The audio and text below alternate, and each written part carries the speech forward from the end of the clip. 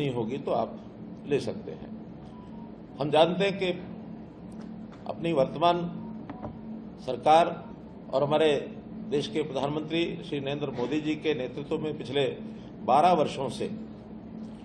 सरकार में जो लगातार काम हो रहे हैं, 9वां ये बजट स्वयं वर्तमान जो हमारी वित्त मंत्री हैं निर्मला सीतारमण जी,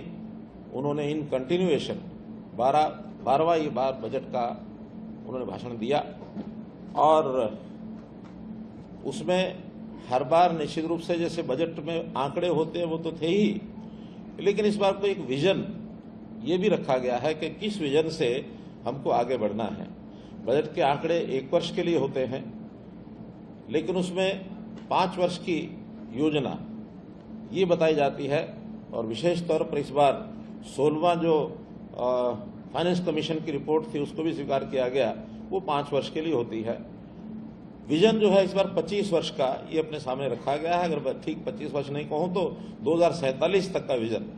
कि देश को जो विकसित भारत बनाना है उस समय तक का विजन रखा है।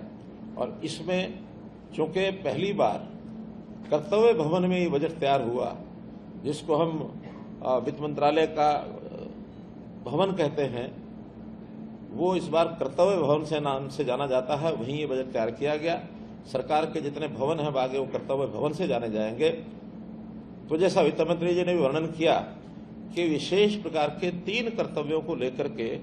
और इस बजट की घोषणा की गई है। 3 कर्तव्यों में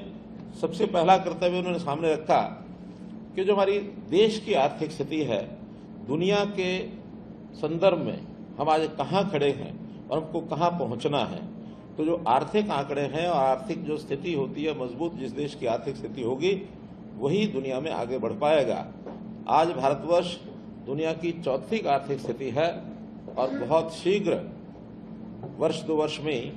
हम जर्मनी को पीछे छोड़कर 3री आर्थिक स्थिति पर पहुंचने की अपनी योजना सोचकर चल रहे हैं। फिर उसके बाद चाइना और अमेरिका यही हमारे से आगे रहेंगे।